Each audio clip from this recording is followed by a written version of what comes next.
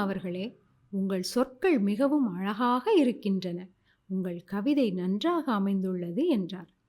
திண்டிமாவிற்கு ஒரே மகிழ்ச்சி. ஆனால் தெனாலிராமன் தொடர்ந்தார்.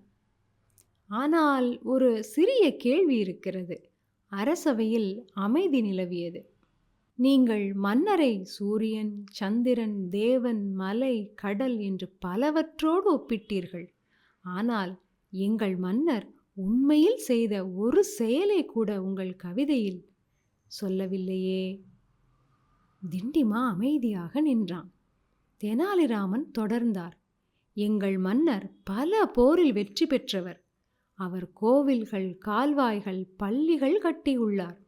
பஞ்சம் வந்தால் மக்களுக்கு உதவி செய்வார். இந்த உண்மையான செயல்களில் ஒன்றை கூட நீங்கள் கவிதையில் கூறவில்லையே. அப்போது அனைவருக்கும் உண்மை புரிந்தது. திண்டிமா கவிதை உண்மையில்லாத புகழ்ச்சி என்பது புரிந்து போனது.